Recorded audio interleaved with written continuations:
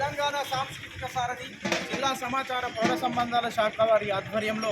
collector గారి ఆదేశాల మేరకు ఈరోజు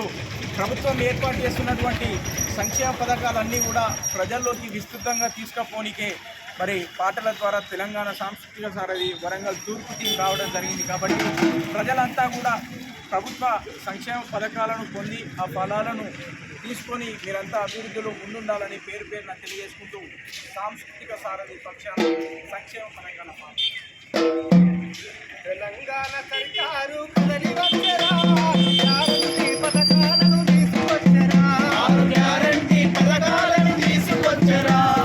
గ్యారంటీ పథకాలను తీసుకొచ్చరా తెలంగాణ సర్కారు కదలి వచ్చరా